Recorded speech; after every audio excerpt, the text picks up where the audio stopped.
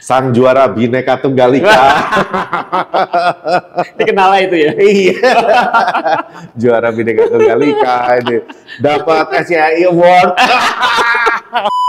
2016 ya. 2016 kamu 2016. pertama kali ikut jadi juara and you are still very young at that time. Umur 24 kamu jadi juara nasional. Berangkat ke World, lu dengan umur segitu ngerasa star syndrome nggak?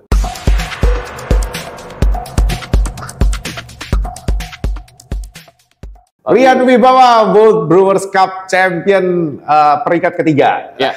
Walaupun ke peringkat ketiga kita tetap bilang World Champion. Gila. Terima kasih. Ini padahal Rian Wibawa ini ya yang aku tahu itu dulu a long time ago. Kucuk datang ke Pasar Santa, bilang mau ikutan Brewers Cup. Ya kan? Itu pertama kali ya, Brewers Cup pertama ya? Brewers Cup pertama. Mau ikut, bawa kopi apa? Wih, bawa Geisha gini, terus kemudian running. Benar, sempat pakai running. lagunya yang dipakai Matt Berger juga. Benar. Aku masih ingat loh. Pak Willy, keren. Aku sampai, ini memang sengaja ya pakai lagunya Matt Berger? Iya, aku ngefans banget sama Matt Berger. Oke, ya udah. Dan ternyata tahun itu menang. Pertama kali. Dan itu, waktu itu kamu masih di Starbucks ya? Ya, masih di Starbucks. Gila. Nah, mungkin yang orang-orang di luar kan dulu kan selalu, nggak tahu kalau hari ini harusnya, hari ini enggak, ya kan, selalu melihat sebelah mata sama Starbucks, ya kan? Yeah. Barista Starbucks mana bisa sih nyeduh kopi? Benar banget. Lu dulu nanggepin hal-hal kayak gitu gimana ya? Nanggepin hal itu nggak terlalu dipusingin sih. Tapi memang sering denger ya? Bukan sering lagi, cuma udah nggak usah diusahain buat ngedenger, udah kedengeran sendiri gitu. Udah tahu sendiri lah ibaratnya. Even kita pun yang kerja juga udah paham kenapa barista Starbucks di judge seperti itu. Gitu. Kenapa sih sebenarnya kok bisa di judge seperti itu? Sebenarnya bukannya baristanya tuh nggak diajarin. Mungkin kan karena teman-teman di luar Starbucks atau mungkin di industri kopi saat itu kan ngelihatnya bahwa ya kopinya Starbucks kan standarnya udah memang standarnya dia yang memang dibawa ke setiap store-nya lah, gitu. Dan sebenarnya nggak bisa explore macam-macam ya. Nah, kalau ngomongin di standar untuk kita serving customer nggak bisa explore. Tapi kan sebenarnya ada cara lain untuk barista tersebut bisa explore kan. Yaitu cara belajarnya deh, ya udah coba untuk explore di luar Starbucks. Nah, itu pun yang aku lakuin sebenarnya gitu loh. Kalau ngomongin serving customer ya tetap ngelakuinnya standar Starbucks gitu loh. Tapi pada saat belajar nih, tiba-tiba nih penasaran sama kopi lain, ya iseng aja beli kopi dari roastery mana. Tapi ketika kerja di Starbucks, circle kamu kan orang Starbucks semua. Kamu keluar dari circle itu untuk masuk ke circle yang specialty coffee, gimana caranya? Kalau inget zaman dulu, gimana caranya itu jadinya punya circle di specialty coffee adalah nggak pernah, ibaratnya apa ya, selalu excited untuk mengikuti event-event kopi. Maksudnya excited mengikuti adalah, dulu kan kalau ada event, nggak sebanyak sekarang lah ya, kita ngomongnya ya. Misalkan event, sesimpel event cupping aja, gathering aja, untuk nyobain kopi aja. Dulu kan kayak, itu something yang bikin kita excited ya. Nah itu yang menurut aku sendiri, keinginan untuk oh udah deh, gue mau join deh. Itu yang ngebuat aku bisa kenal banyak teman-teman di luar Starbucks. Yang keduanya adalah mungkin karena waktu dulu store aku tuh di Grand Indonesia dan deket banget tuh sama Tanah Merah. Oh, Tanah Merah. Iya. Jadi dulu setiap kali break kerja, itu aku bel-belan jalan dari Grand Indonesia ke Tamrin. Buat ngopi di situ. Buat akhirnya ketemu sama Aga, sama Wahyu, sama Vicky, sama Gaban, sama Arif, sama siapa lagi waktu itu, banyak lah. Jadinya ngelihat bahwa dulu tuh yang rasanya adalah barista itu contohnya itu di Tanah Merah. Mereka friendly, mereka ketemu customer baru pun mereka excited buat ngasih tahu. Mereka nggak pernah ngejudge orang yang nggak tahu kopi.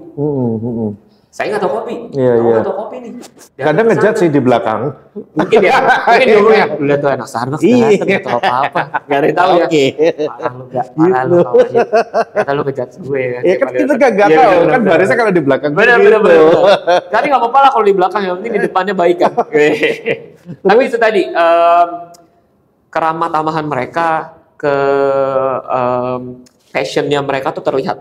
Waktu mereka menjelaskan, duluan mereka pakai Slayer ya. Iya. Salah satu mesin yang apaan sih nih, harus di setengah dulu penuhin, habis itu dibalikin lagi. Dulu waktu kamu lihat itu kamu ngerasa wow gitu ya? Iya, saya kan Starbucks pencet aja. Bener juga sih. Gak ada tuh harus setengah dulu berapa detik pre-infusion langsungin masuk ke berapa bar gitu. Jadi itu something yang menarik. Baru ya buat kamu ya. Dan waktu itu mereka excited juga untuk nerangin. Excited juga untuk, even pernah waktu itu masih ingat momennya adalah sempat diajak masuk, ayo sini masuk ke dalam bar. Iya, lihat. Nih loh, ini pre-infusion, ini begini. Wih, gokil ya. Jadi kalau flashback ke awalnya ya itu sih menurutku yang jadinya excited untuk mau belajar kopi, dan menurutku menjadikan bahwa di mindsetku sendiri bahwa industri kopi ini sangat friendly. Oke. Tapi aku kalau mau mundur lagi sedikit nih ya, biasanya nih ya, yang aku tahu ya kadang ini ya orang-orang kayak di Starbucks itu kan udah ngerasa, mungkin beberapa barista Starbucks itu udah ngerasa, gue kan di Starbucks nih, pride-nya udah tinggi duluan, jadi mungkin itu yang menyebabkan mereka kalau mau belajar ke tempat lain, tempat gue ini udah yang terbaik, ngapain gue harus ke tempat lain? Mungkin nggak sih ada beberapa yang punya pikiran kayak gitu? Kayaknya sih waktu dulu nggak ada pemikiran kayak gitu kayaknya sih. Maksudnya nggak ada yang sampai ngerasa bahwa kita yang paling benar. Gitu. Malahan kita ibaratnya gimana ya? Nggak ngerasa bahwa pokoknya gue yang paling benar, jadi pokoknya gue nggak mau belajar ke tempat lain. Itu sih balik ke sisi personalnya masing-masing sih. Nah tapi yang membuat kamu akhirnya ngerasa pengen belajar di luar Starbucks ini, secara kan di Starbucks sebenarnya kan trainingnya dan juga dia ada program-program learningnya juga kan cukup bagus kan itu. Dan sebenarnya untuk barista Starbucks untuk dapat ilmu sebanyak-banyaknya kan juga lumayan dapat di situ. Tapi apa yang buat kamu ngedrive kamu pengen belajar di luar? Karena ya ketika ngelihat di luar sana dan nyobain kopi di beberapa coffee shop, ngerasa bahwa dunia kopi nggak cuma ngomongin apa yang di serving di Starbucks doang gitu loh. Kamu memang ngerasa ketika nyoba di luar, karakternya kopinya kok beda? Beda, betul. Betul. Beda dalam artian, tapi menanggapinya bukan berarti ngerasa bahwa berarti kopi Starbucks gak bukan gitu, tapi enak ya, tapi lebih karakternya beda-beda. Iya, tapi menganalisa bahwa begini deh cara mainnya kalau punya coffee shop udah banyak store-nya. Begini ya kalau misalnya cara mainnya kita ngomongin si specialty coffee ini gitu. Jadi itu yang memberikan semangat ke aku sendiri untuk kayak ya udah, yuk coba yuk belajar yuk, coba yuk lihat yuk coffee shop lain yuk. Dulu kan coffee shop masih belum banyak. Yes. Jadi setiap kali ada buka baru excited gitu. Iya. Coba sekarang, ayo. Sekarang udah kayak lu nggak sanggup udah. Sekarang udah kayak nanya barista, kerja di mana? Di sini Kak. Mana lagi ya? Ada ya. Nah, dulu itu apa baru pakai mesin apa? Ayo. Bener. Ada mesin apa? Buka baru mesin apa? Sana lagi. Pokoknya jadi apa ya? Itu excited lah sampai dijadwalin juga. Kita ya ke tempat-tempat coffee shop baru bener, itu. Bener. Sekarang udah nggak sanggup. Sekarang nggak sanggup bener. Sekarang makanya kalau ditanyain beberapa teman yang mau ngopi, minta rekomendasi dong kopi di mana? Oh ya di sini. Kenapa di situ? Oh ya gue kenal soalnya. Iya. Kasih rekomendasinya yang udah, betul. Yang aman lah, udah tahu lah. Kita udah kenal. Gue kenal sama ownernya, udah tahu kok. Dan itu akhirnya kamu memilih jalur brewers. Iya, betul. Padahal waktu itu kan sebetulnya aku lupa. Itu reserve udah ada belum ya? Udah. Oh reserve udah ada ya. Dan kamu memang udah pegangnya di reserve. Iya. Itu jadi barista di reserve. Jadi sebenarnya kamu tertarik di manual brewing ketika megang reserve itu ya? Ketika memang ada nih wadahnya nih, ada areanya untuk memang bisa bereksperimen juga di situ. Karena kalau ngomongin IBC ya ada limitasi kan. Iya. Mau latihannya juga lebih susah juga nih ya. Betul. Dan akhirnya 2016 ya. 2016. 2016 kamu 2016. pertama kali ikut jadi juara and you are still very young at that time. But Umur berapa lu waktu itu? waktu itu umur 24. Shit, 24. Ji, masih 24. Itu 24. Wah, lama juga ya di 24. Umur 24 kamu jadi juara nasional. Uh, Berangkat ke World peringkat berapa? Yan, waktu 23 itu? waktu itu. Peringkat 23 ya. Which is tetap itu di dunia nih, peringkat 23 dunia. Lu dengan umur segitu ngerasa star syndrome nggak? Star syndrome sih enggak. Lebih merasa bahwa di saat itu punya tanggung jawab untuk ya gimana bisa mempertanggungjawabkan apa yang udah diraih ke eksternal lah, maksudnya gitu. Kan ya udah pasti kita nggak ngomongin ekspektasi lah, cuma kan maksudnya bukan juga ngerasa bahwa gitu doang, masa ngerasa punya tanggung jawab atau apa. Cuman ketika dapet kesempatan untuk mewakili Indonesia, yang aku coba untuk rasakan atau yang aku coba untuk dapetin menyerap energinya adalah ini energi positif yang harus aku ambil untuk bisa lagi memperluas knowledge dan juga relasi di industri kopi gitu loh. Jadi jangan sampai kesempatan ini kayak aku take it for granted lah. Padahal orang lain mungkin juga pengen banget nih untuk berada di posisi ini. Dong. Jadi jangan pernah merasa bahwa karena juara jadi gue bisa ngelakuin ini, bisa ngelakuin itu, endorsean banyak, bisa gitu, jadi artis misalnya gitu kan. Enggak. Punya feeling nggak kayak gue udah juara nasional nih, gue udah di World nih. Jadi ketika gue ke coffee shop, orang pasti tahu gue nih. Enggak. Masa? Enggak ada. Sumpah kagak ada momen kayak gitu. Yang sering godain circle-circle yang sekitar aja gitu. Karena aku pernah ngerasa loh. Lama banget nih, 2011. Aku ikut pertama kali. Juara regional. Which is IBC regional itu diadain di hotel apa itu di Surabaya itu. Menang jadi juara. After that, aku tuh kayak ngerasa kalau ke Surabaya kemana orang pasti harus dikenal. Tahu nih, gua kan udah menang nih juara regional nih. Ternyata ya nggak ada yang kenal ya. Cuman mungkin 2016 aku lebih dikenal karena orang rame ngomongin. Iya. Ngomonginnya karena Starbucks dia yang juara. Ini ada barista Starbucks sih juara nih. Orang jadi penasaran nyari tahu. Tapi gokil loh, sejak kamu menang itu ya, itu banyak kayak di talk show atau orang-orang kopi lagi ngasih sharing session kayak gitu, itu banyak dipakai buat percontohan loh.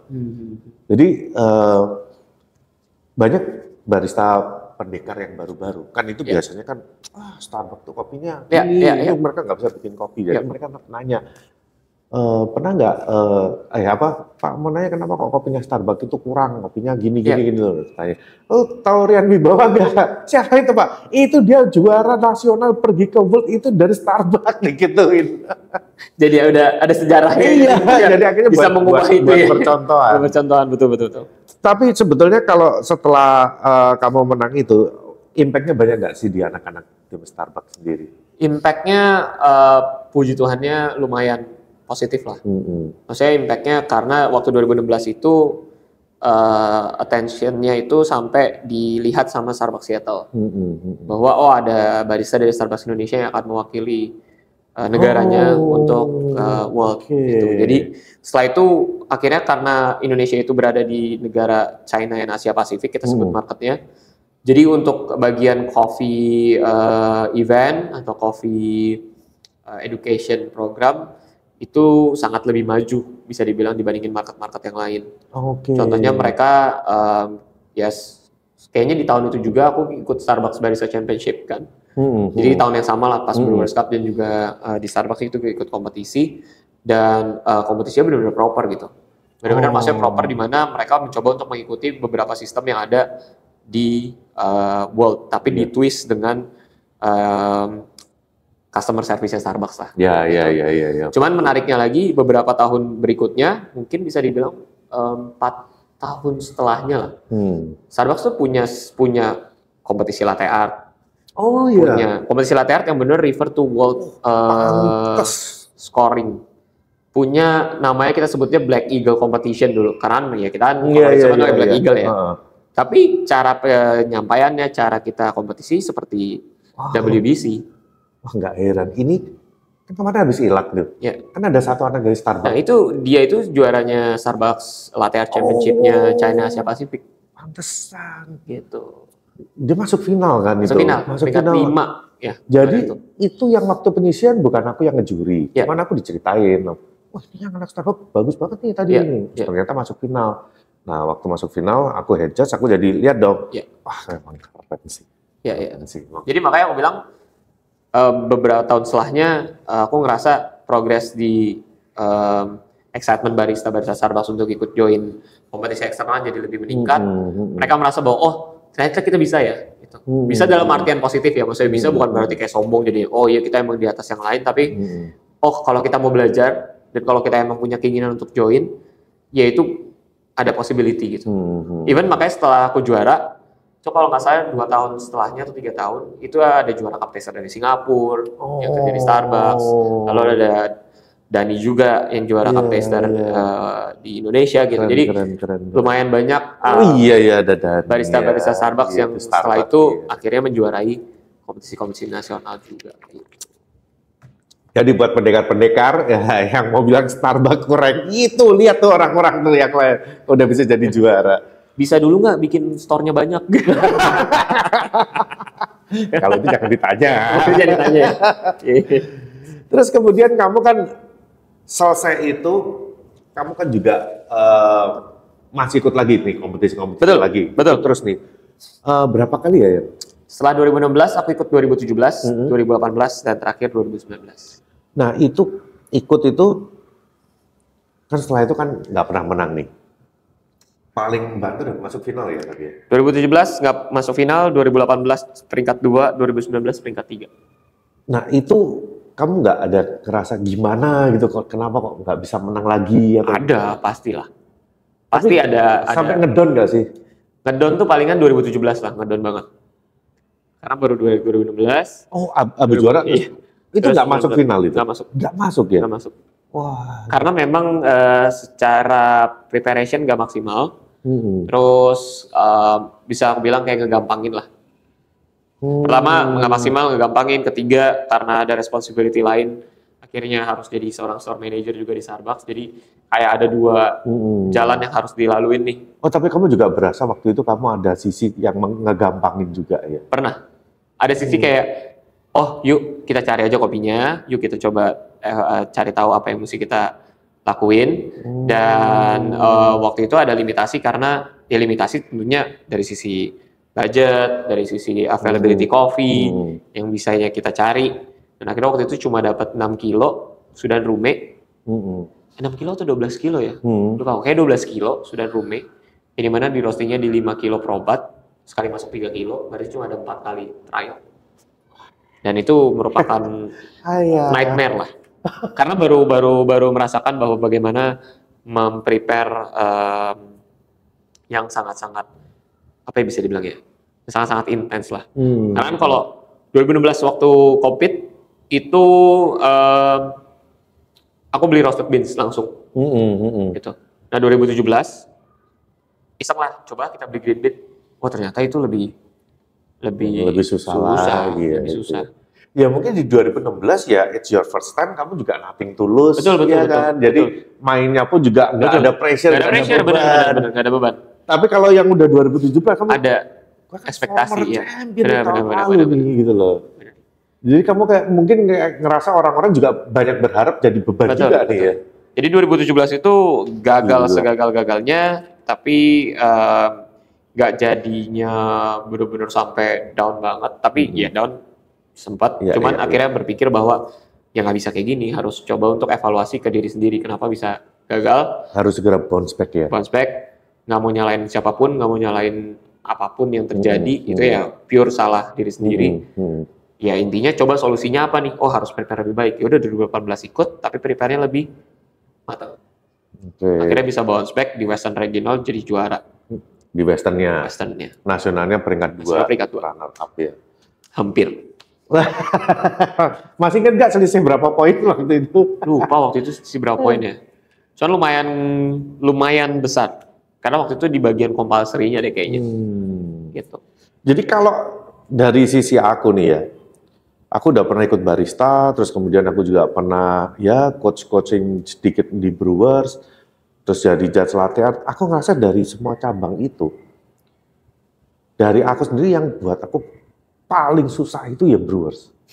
Karena variabelnya terlalu banyak ya. Variabelnya banyak. Banyak banget. Orang kan kalau lihat kan, paling gampang nih. Alat-alatnya simpel, cuma bawa kopi, terus tinggal tuang. Aku kalau suruh milih, aku mending barista. Ya. Karena at least variabelnya lu di mesin bisa udah di-lock. udah dikunci semua. Lu tinggal mainin yang lain. Betul. Nah, tapi kalau yang namanya brewer semuanya lu harus kontrol sendiri semua. Setuju. Nyobain grind size ini udah oke, tahu-tahu ternyata harus berubah airnya, tiba-tiba airnya dirubah, kok grind size-nya harus dirubah juga. Makanya dan waktu itu kan juga akhirnya muncul mitos. Emang pernah ada nggak sih juara Brewers yang juara 2 kali? Nah, nggak pernah ada. Bener nggak pernah ada. Sampai akhirnya Hero, betul. Sampai akhirnya Hero 2023 itu pecah telur bahwa oh ternyata bisa ya 2 kali. Bisa. Walaupun nggak back to back ya, tapi at least ternyata bisa dari yang pernah juara bisa menjuarai lagi. Akhirnya tahun depannya kamu kan. Betul. Wah, itu kayak ya udah berarti berurutan, udah bukan mitos lagi, itu udah nggak berlaku. Benar. Ya karena memang hanya di Indonesia mungkin ya yang bisa dibilang national competition untuk Brewers Cup itu kompetitif banget. Kalau dilihat di negara-negara lain kan kayak Europe, ya pesertanya juga nggak terlalu banyak. Dan akhirnya juara Brewers-nya itu lagi. Oh di luar itu pesertanya nggak terlalu banyak. Indonesia aja yang gila ya. Indonesia gila. Khususnya Asia mungkin ya. Oh iya. Ngomongin China gila, Jepang gila pesertanya juga. Gila-gila. Korea juga gila. Oh kalau di Eropa ini Eropa dikit ya. Kalau aku sempat ngobrol sama beberapa teman-teman yang memang compete di sana, nggak segila kita sih. Mungkin mereka suruh lihat nih kita kalau lagi Brewers nasional kayak gimana yang ikut. Aku tuh sempat ngobrol sama siapa ya kemarin itu ya. Mereka tuh saya bilang bahwa kompetisi Indonesia tuh udah kayak melatih champion Indonesia untuk bisa ke World. Oh ini deh, ngobrol sama Martin kemarin sama istrinya bahwa Martin Wolf. Yes, untuk bisa menjuari nasionalnya di Austria, ya kita nggak ngomong gampangin ya, cuman bisa lah, ada lah, udah ada strateginya lah. Tapi begitu udah menang Austria, mereka harus kerja keras untuk prepare World, karena stage-nya lebih tinggi lagi. Sedangkan kita Indonesia sebenarnya nasionalnya aja tuh udah gila-gilaan. Iya. Tapi tuh ketat sih, mampus gitu. Maksudnya yang kayak apa ya? Kayak kemarin aku 2024 aja semifinal itu tuh semifinal tuh semuanya punya kans juara dan punya kualitas yang bagus semua. Setuju. Gitu. Jadi bukan yang kaleng-kaleng lah yang masuk 12 besar kemarin itu. Sekarang aja kamu kalau lihat liga aja ya. Makanya kemarin itu ya kalau misalnya ada yang nanya, coba compete lagi nggak tahun ini? Ntar bisa nggak wakil Indonesia berarti Jakarta? Nggak segampang itu ngomong. Lu lihat di liga ya. Liga ini sebetulnya kan idenya adalah lu mengsanction kompetisi lokal. Which is kan kata-katanya lokal. Lokal kompetisi yang disanction dengan peraturan rutin. Tapi kamu kalau lihat kompetisi yang ikut ini, semua preparation-nya ini udah sangat prepare semua. Gila-gilaan. Tapi menurutku memang Ice League ide yang sangat luar biasa yang akhirnya bisa meratakan beberapa barista secara knowledge dan juga competitiveness di beberapa daerah yang mungkin dulunya nggak ngerti. Orang nggak tahu juga dia siapa, ternyata dia ikut muncul di situ udah langsung jadi loh. Keren banget, maksudnya jadinya kita bisa dapetin barista-barista yang bisa mewakili Indonesia dari daerah masing-masing ya. Gila sih, luar biasa. Nah itu akhirnya kemudian kamu sampai di memutuskan untuk resign dari Starbucks dan buka kedai sendiri, yaitu Ken Alley. Sebenarnya setelah resign dari Starbucks nggak langsung yang buka kedai itu, masih ada beberapa journey lain tuh. Oh ngapain itu waktu itu? Sempat ke Washington DC untuk ngebantu 2 coffee, terus sempat join Filosofi Kopi selama kurang lebih 2 tahun. Pernah masuk di Filosofi Kopi ya. Nah tapi kamu berapa tahun itu di Starbucks? Kurang lebih 8 tahun lah. 8 tahun ya. 8 tahun lu meninggalkan tempat yang ya udah kayak jadi rumah buat kamu. Kenapa bisa sampai memutuskan yaudah it's time to go, it's time to live. Sebenarnya saat itu yang dipelajari masih banyak banget. Yang bisa dipelajari lah.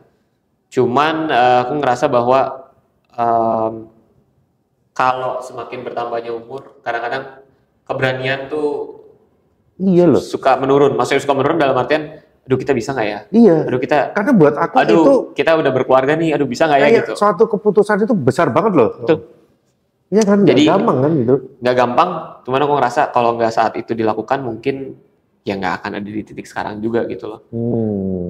Karena dulu tuh intensinya adalah kepikiran untuk melanjutkan sekolah di Australia waktu itu, plannya pengen banget ke sana. Karena pengen membuka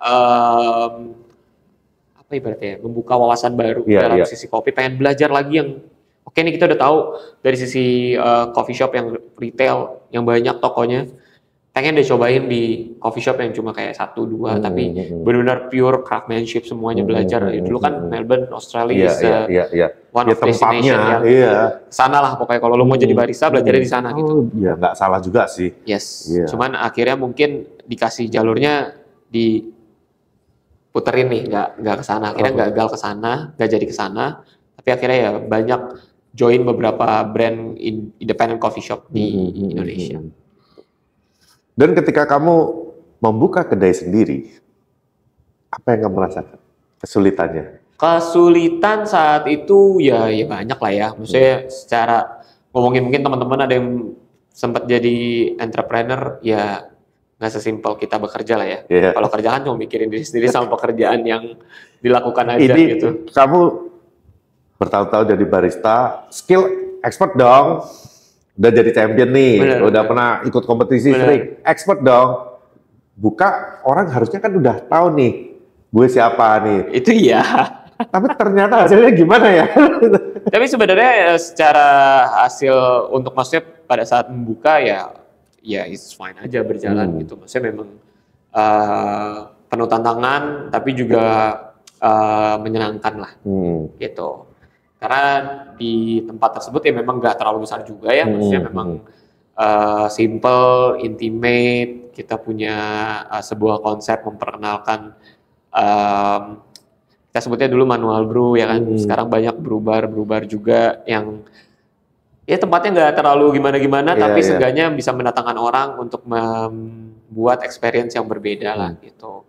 Dan waktu itu akhirnya sesuai dengan ekspektasi nggak hasilnya? Sesuai dengan ekspektasi di bagian bagaimana ternyata kita bisa membuka mata teman-teman yang datang dan akhirnya memberikan experience yang berbeda ke kopi-kopi yang kita sajikan di meja seduh. Karena kita dulu tuh punya konsep di mana kita coba mengkelompokkan dulu kopi-kopi yang kita punya tanpa harus memberitahu originnya. Tapi kita coba mengkelompokkan 3 varian kopi yang mungkin cocok buat yang dipilih sama teman-teman yang datang. Dan uniknya lagi cara kita serving di sana adalah kalau ada teman-teman yang mau datang dan membeli manual brew, kita kasih sampel dulu. Jadi teman-teman boleh nyoba gitu. Dan biasanya kita cuma highlight 3 kopi aja di hari itu, tapi kita nggak kasih tahu dulu originnya. Teman-teman yang datang cobain dulu aja 3 kopi yang kita ada. Jadi kamu ada konsep baru nih ya. Ya, 3 kopi yang ada yang kita sedang sajikan dan mereka tinggal memilih dari yang mana yang mereka suka. Reason why-nya kenapa sih kita punya konsep seperti itu, ideas-nya adalah sering terjadi kekecewaan lah. Kekecewaan yang sebenarnya cuma gara-gara tidak mendapatkan preference kopi yang sesuai dengan apa yang kita suka. Kalau kita datang ke meja seduh, biasanya kan kita cuma lihat originnya ada apa aja. Iya. Itu yang pertama. Kita cuma lihat origin dan tasting notes. Biasanya kita pesan lah, karena tasting notes-nya misalkan ada peach, ada jasmine, stone fruit, apricot. Wah, menarik banget nih. Seduhin, minum, mana peach-nya? Mana apricot-nya? Oh, nggak enak ah. Iya. Mungkin bukannya nggak enak, mungkin memang kopinya itu tidak sesuai sama preference lidahnya mereka. Iya, betul. Gitu. Dan bukan salahnya si penyedia kopinya juga gitu loh. Yang terjadi adalah customer tidak mendapatkan kopi yang mereka suka aja. Itu yang pertama. Jadi ketika adanya sampel tersebut, customer jadi lebih pede dan happy untuk memesan. Dan tahu dulu lah mereka yang dimau itu yang mana. Gitu. Oh, saya suka yang ini. Gitu. Yang uniknya lagi, ternyata dengan konsep yang kita bawakan ini, kita pernah coba masukin robusta di meja seduh. Robustanya memang nggak yang pahit, nggak yang robusta yang bagus lah ya. Robusta yang bagus. Atau misalkan ada yang namanya processing dulu giling basah. Waktu itu barengan sama Abi dari Adena, kita dia tuh ada lot namanya giling basah atau Gilbas X. Jadi kita taruh di meja seduh, kita kasih dulu sampelnya. Mereka tiba-tiba pilih kopi itu, mereka belum kita kasih tahu. Setelah mereka minum, kita kasih tahu, oh mas, ini kopinya dari region ini, dari Aceh waktu itu, prosesnya giling basah. Mereka kaget. Serius mas? Saya nggak pernah loh ke coffee shop pesan giling basah. Loh kan berarti ternyata yang terjadi di teman-teman yang datang ke coffee shop, mereka udah punya stigma sendiri sama kopinya. Bahwa kalau misalkan saya ngebaca kopinya origin ini, giling basah, saya nggak mau kesana. Padahal mereka belum coba. Kendalanya adalah karena mereka belum coba. Belum coba aja. Tapi mereka udah nggak mau. Itu mungkin sama kayak aku kalau baca natural, gue pilih Fuluas aja deh. Bener, karena lo ngerasa, aduh, kayaknya terlalu berat deh. Iya. Kayak natural gitu-gitu lagi. Kayaknya akan fruity banget. Iya, karena enak-enak gimana. Nah, sedangkan mungkin naturalnya lagi beda. Iya, mungkin lagi bagus. Kasian nih si natural ini dong. Gitu. Ya, namanya orang beli ya preference kan. Dan tapi akhirnya dengan sistem ini, aku bisa mendatangkan teman-teman yang nggak berani untuk ya, tapi kamu berkorban sampling dulu ya. Dan itu jadi teks waktunya lebih lama. Bener-bener super slow bar akhirnya. Tapi aku udah siapin dulu samplingnya. Oh, samplingnya udah diseduh ya? Samplingnya udah diseduh. Dan samplingnya dingin, bukan panas. Iya. Jadi bisa di-keep. Oke. Jadi shortcutnya gitu ya. Udah yang penting mereka udah tahu karakternya akan seperti apa. Oke. Tapi akhirnya itu pun juga nggak bertahan lama juga ya? Masalah nggak bertahan lama adalah ketika memang di saat itu aku ngerasa bahwa ada goals dan mimpi yang pengen aku capai juga, yaitu di bagian kompetisi lah. Dan saat itu Common Grounds memang juga membuka posisi yang sekarang aku jalanin lah. Lumayan ada pergumulan gimana, apa yang harus dilakuin, apakah ini pilihan yang tepat, apalagi kan kamu ibaratnya baru membuka usaha sendiri, mau mencoba berdikari dan itu masih jalan, masih 2 tahun ya mungkin ya? Setahunan lah ya. Oh masih setahun malah ya? Setahunan. Ya masih bimbang banget dong itu. Apakah ini decision yang tepat? Akhirnya coba untuk memutuskan mungkin kita ambil deh. Memutuskan untuk kayaknya coba untuk join kerja lagi ya. Untuk bekerja lagi. Gitu. Nah, akhirnya masuk Common Grounds. The House of Champion. The House of Champion. Begitu masuk, nggak boleh ikut kompetisi dulu. Betul. Saya ikut kompetisi dulu 1 tahun. Padahal bekas champion udah juara, masuk tunggu dulu. Ikut peraturan. Jadi teman-teman, itu tadi saya bukan mengikuti jalur ekspres, saya tetap mengikuti aturan yang ada. Di tahun awal 2023 itu ya, saya nggak ikut kompetisi kok. Jadi nggak ada special treatment ya?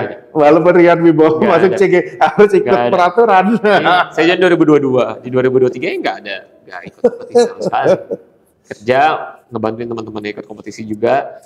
Divisi apa sih yang kamu handle sekarang? Saat ini bukan departemen lah ya, posisinya disebutnya sebagai Head of Coffee, atau mungkin bisa disebut juga sebagai Coffee and Beverage Manager.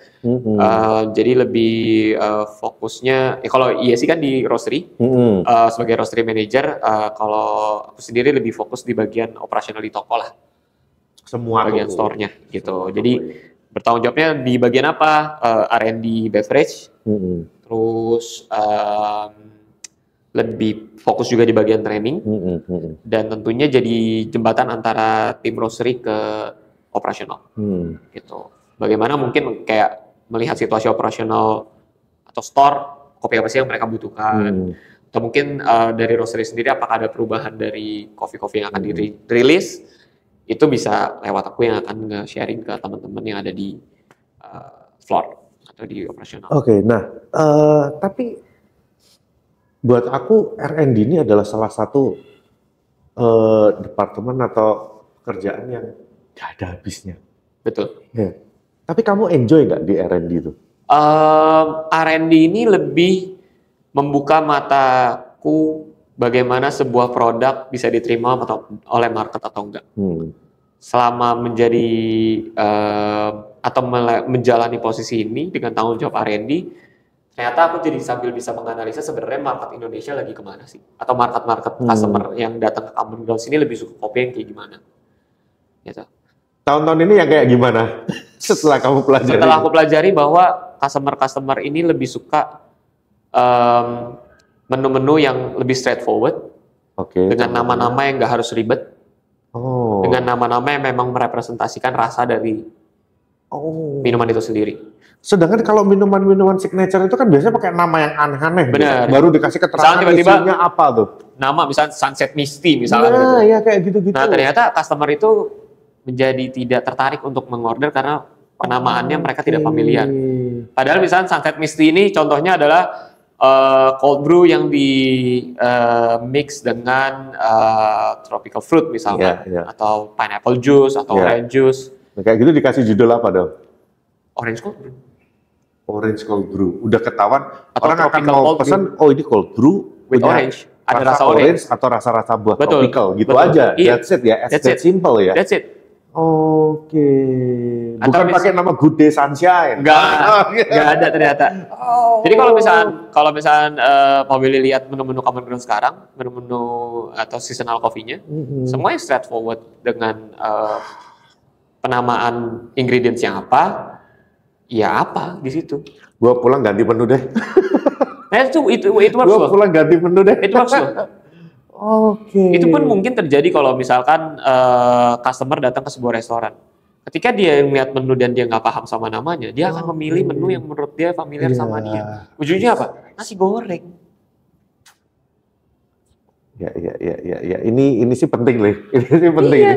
Jadi thank you for sharing loh ya. R&D ini membuka mata aku bahwa ternyata bahwa customer itu datang nggak mau pusing, bukan yang nggak mau pusing ya, tapi juga dia nggak mau terintimidasi dengan nama-nama yang membingungkan. Karena R&D ini buat aku nih Yan ya, aku buka kafe itu dari 2008 dan sekarang treatmentnya udah nggak sama.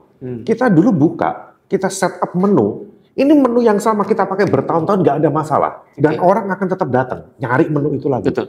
Tapi hari itu enggak, lu 17-an bikin menu baru, Christmas bikin menu baru, apa bikin menu baru, ntar kalau udah ganti menu bikin lagi. Ya masalah nanti di take down atau apa, tapi terus bikin terus. Ya kan aku juga harus ngikutin nih. Iya. Pusing aku. Kadang ya udah, anak-anak barista aku tak kasih PR, kalian bikin nih, gua maunya karakternya gini. Coba nih dengan bahan yang ada, ntar aku yang cobain. Baru aku nanya, lu pakai bahan apa, rasanya gimana, oh ini kurang apa gitu. Karena kalau udah aku sendiri tuh kayaknya udah gak sanggup. Tapi kamu enjoy di situ ya? Dibilang enjoy atau enggak,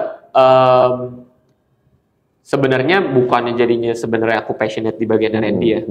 Balik lagi yang aku bilang tadi di awal, aku suka untuk mempelajari hal yang belum pernah aku lakukan. Jadi ketika dikasih challenge, oh ya udah, yuk kita coba gitu. Tapi sebenarnya arahnya, ya memang bukan bagian R&D. Gitu. Kalau ditanya enjoy-nya di bagian apa, ya enjoy-nya di kopi. Iya. Enjoy-nya ngomongin idealismenya ya di kopi. Gue sukanya kopi lah. Tapi ya karena di job desk. Karena di job desk dan juga menurutku, menarik nih. Ada suatu hal yang mungkin bisa dipelajari nih. Karena back then sebelumnya kamu nggak pernah di divisi ini ya? Enggak. Di Starbucks juga nggak ada divisi ini ya? Semua udah dari pusat ini ya. Betul. Udah kasih resep langsung. Betul. Ya? Mungkin setelah aku keluar mungkin ada bagian R&D di Starbucks Indonesia. Cuman itu pun untuk minuman-minuman LTO lah, local limited time offer-nya mereka. Gitu. Di Indonesia ada kayak begitu ya? Ada. Cuman masih tetap refer to guided-nya dari pusat. Dari pusat ya. Oh jadi ini jadi sesuatu hal yang baru nih buat kamu ya? Menurutku baru banget. Oke. Baru dalam artian, karena akhirnya aku jadi mempelajari bisnisnya kan. Secara harus tahu HPP lah, harus tahu penghitungan cara jualnya seperti apa, marginnya mau kayak gimana. Belum lagi ini, apa namanya, kayak looks-nya. Ya kan, ketika dijual kita harus yang bikin yang menarik, gelasnya yang kayak gimana. Betul. Itu gak gampang, pusing aku kena gitu-gitu. Nah, tapi kalau ngomongin masalah gelas, sama. Kalau aku setiap kali ngomongin menu atau mungkin menu-menu yang limited, ya gelasnya sama aja. Gak usah dibedain. Gelasnya pakai sama? Sama. Cuma tinggal penampilannya nih, mau kasih garnishnya apa. Mau ada layer kah, mau ada garnish kah, mau ada topping kah, tapi gelasnya sama.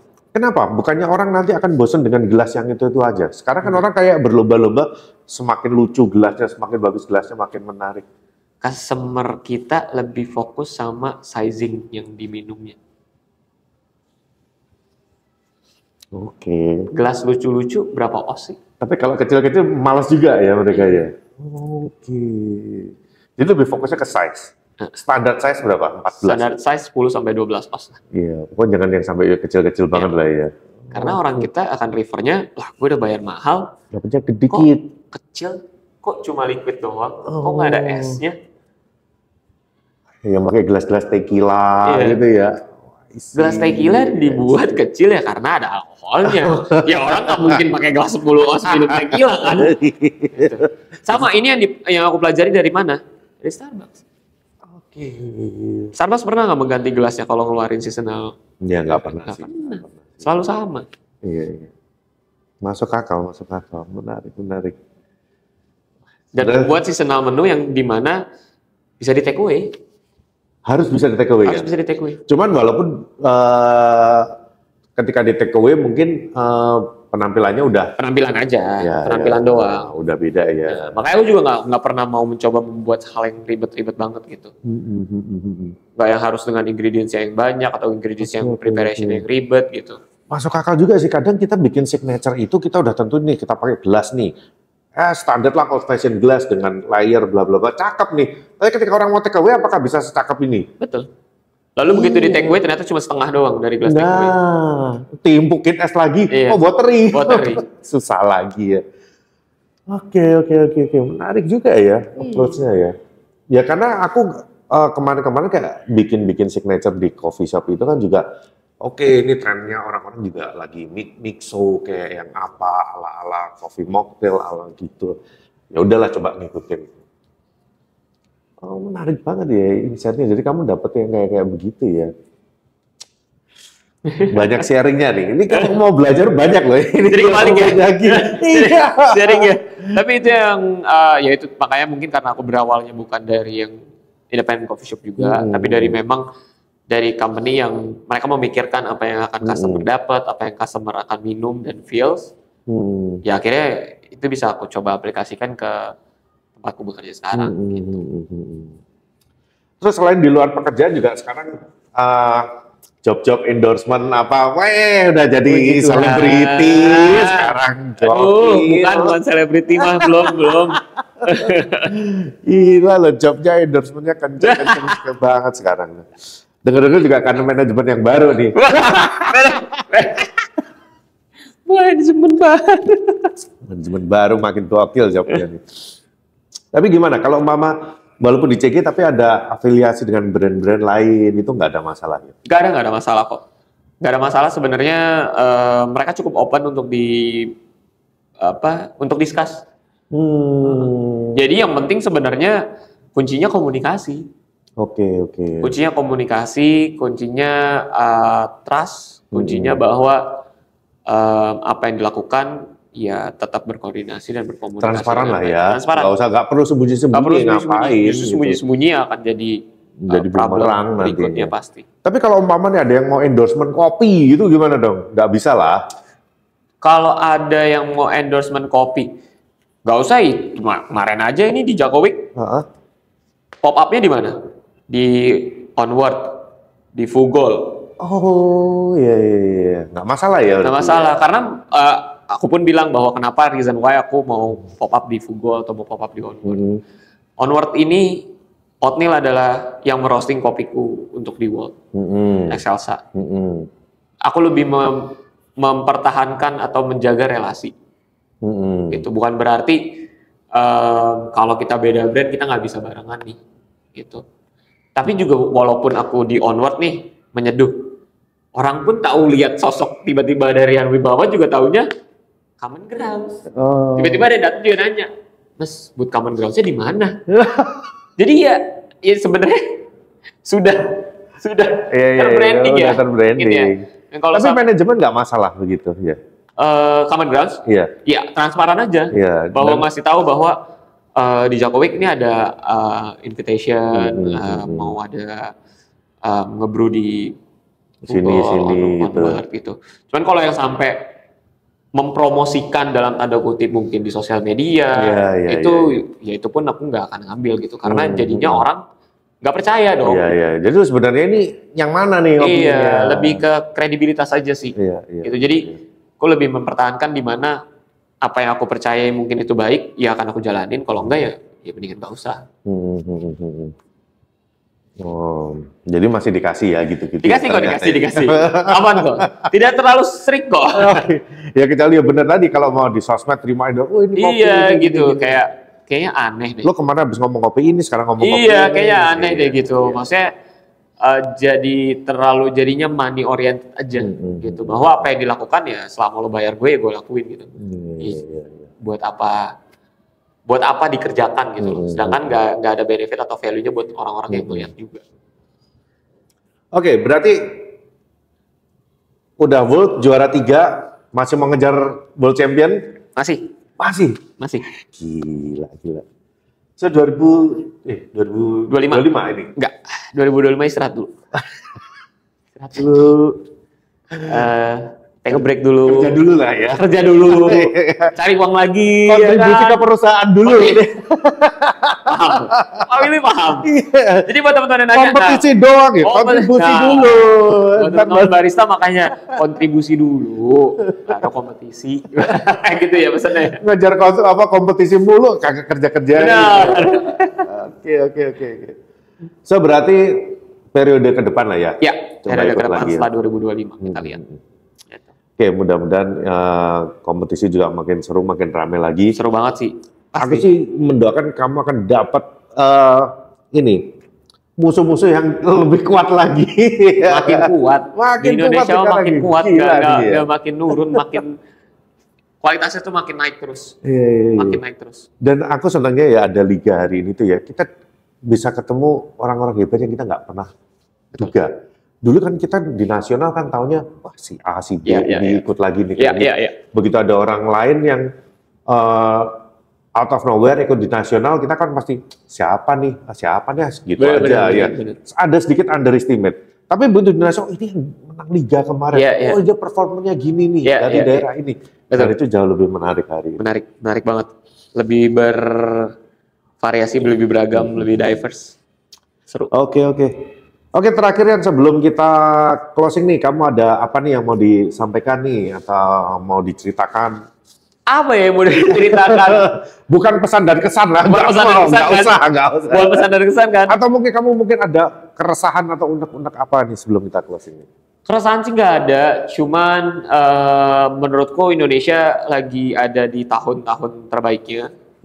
Gokil loh ya, pada juara semua loh di World, gila.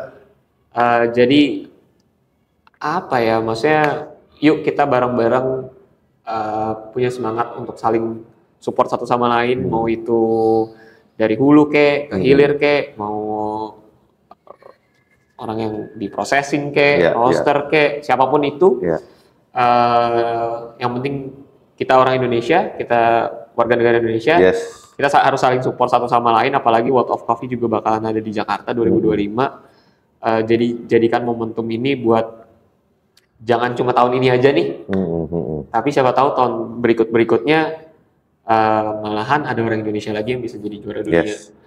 Dan siapa tahu juara dunianya di World Barista Championship itu ternyata nggak cuma Miki, tiba-tiba ada lagi satu orang lagi yang bisa juara World Barista Championship. Bahwa ternyata Indonesia ini punya kualitas yang sangat baik dari sisi mendevelop baristanya, human resource-nya. Buat teman-teman yang mungkin sering berkomentar bahwa ya kan tapi nggak pakai kopi Indonesia, ya kan tapi nggak bawa ini, tenang aja. Saya sendiri yakin bahwa nanti akan ada masanya ini semua hasil yang sedang kita jalani akan bermunculan lagi hasil-hasil di bagian part lainnya kok. Gitu. Asalkan kita support satu sama lain gitu. Dan juga nggak perlu ngebeda-bedain kopi apa, ini kopi ini nggak enak, kopi itu nggak ada, semua juga ujung-ujungnya kopi. Benar. Cuman balik lagi mungkin juga selain support, bagi aku sendiri dan melihat Miki, ketika kita udah menang, inilah saatnya kita punya suara lebih keras untuk mengenalkan kopi Indonesia. Betul. Kalau kita nggak juara, secara realitanya ya, ketika kita nggak juara, kita nggak akan didengar. Nggak didengar, benar. Itu realita kejamnya. Itu realita yang mau nggak mau kita harus hadapin. Iya. Mungkin memang kita kompetisinya nggak pakai Indonesia, tapi setelah kita berkompetisi dan juara, kita kemana-mana, itu pasti akan selalu membawa kopi Indonesia. Setuju. Ini persis kayak tadi ya, Tovan juga cerita gitu. Dia sebetulnya itu, ini sekilas saja nih ya, jadi Tovan itu cerita, dia sebelum dia menang, dia masih awal-awal jadi barista, dia pengen kontribusi banget di industri itu. Jadi dia main ke hulu, ketemu petani, ketemu prosesor, dia bilang mau bikin gini, mau ini harusnya begini, ini kalau saya bikin begini gimana. Nggak didengerin. Aku tuh sampai heran, loh, dia itu cerita, dia itu banyak mengalami penolakan oleh petani. Padahal petani mana sih yang nolak orang datang di situ, tapi dia cerita itu dia banyak ditolak. Dan dia itu cerita akhirnya, loh, tapi kok teman-teman barista yang mau ikut kompetisi ini, kok petaninya pada welcome, oh ini dikasih processing yang ini, ditunjukin processingnya gimana, dan mereka bisa pakai kopinya ini. Oh apa gue harus ikut kompetisi dulu ya, biar diterima dulu nih ya. Nah itu loh, jadi dia awalnya startnya dari situ. Ya, memang benar nih, ketika kita udah punya sesuatu ya baru didengar. Yang penting bagaimana orang yang punya privilege untuk bisa didengar itu menggunakan privilege tersebut untuk berdampak buat orang lain juga. Oke, mantap, luar biasa. Sang juara Bhinneka Tunggal Ika. Dikenal itu ya? Iya. Juara Bhinneka Tunggal Ika ini dapat SCI Award. Itu ada kesel loh baca SCI Award. Makanya aku klarifikasi. Apa nanya? Apa Gusti? Ini dari mana sih gitu? Mas Gusti, di podcast aku nanya SCI Award. Kok kayaknya orang-orangnya Yanto semua nih. Itu kita udah membicarakan sih. Aduh, ini kenapa lagi nih sama CG lagi. SCI Award.